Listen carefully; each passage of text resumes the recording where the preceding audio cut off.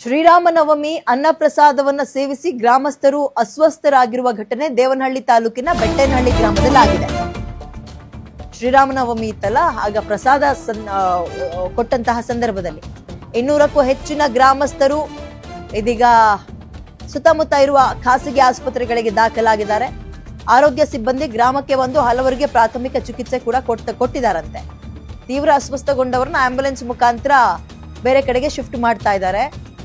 Major ಸುದ್ದಿ ಇದು. ಪ್ರತಿ ವರ್ಷದಂತೆ ಶ್ರೀರಾಮನವಮಿ ಪ್ರಯುಕ್ತ ಅನ್ನಪ್ರಸಾದ ವಿನಿಯೋಗ ಇಲ್ಲೂ ಮಾಡಿದ್ದಾರೆ. ಈ ವರ್ಷವೇ ಮೊದಲ ಬಾರಿಗೆ ಫುಡ್ ಪಾಯ್ಸನ್ ಆಗಿದೆ.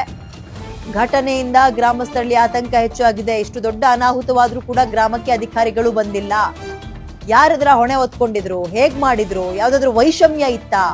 ಯಾಕಂದ್ರೆ ಹಿಂದೆಯೂ ಕೂಡ ಬೇರೆ ಬೇರೆ ಭಾಗದಲ್ಲಿ ಇಂಥ ಘಟನೆಗಳನ್ನು ಕೇಳಿದ್ವಿ.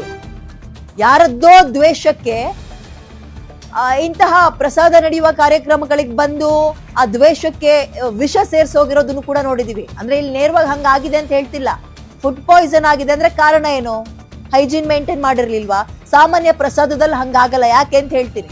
ಪ್ರಸಾದ ಅಂತ ಬಂದಾಗ ಸ್ವಲ್ಪ ಹೆಚ್ಚಿನ ಭಯಭಕ್ತಿಯಿಂದಲೇ ಮಾಡಿರ್ತಾರೆ ಅವುಗಳನ್ನ. ಮಡಿ ಮೈಲ್ಗೇನೋ ಭಯ ಇರುತ್ತೆ. ಶ್ರೀರಾಮನವಮಿಯಲ್ಲಿ ಈ ಯಾವತ್ತು ಪಾನಕ, ಮಜ್ಜಿಗೆ, ಪುಳಿಯೋಗ್ರೆನೋ, ಚಿತ್ರಾನ್ನ, ಏನೋ ಒಂದು ಅನ್ನ ಸಂತರ್ಪಣೆ ಅಂತ ಇಟ್ಕೊಂಡಿರ್ತಾರೆ. ಬಹಳ ಭಯಭಕ್ತಿಯಿಂದ ಮಡಿ ಮೈಲ್ಗೆಯಿಂದ ಅಂತ ಮಾಡಿರ್ತಾರೆ. ಆದ್ರೂ ಕೂಡ ಹೆಂಗ್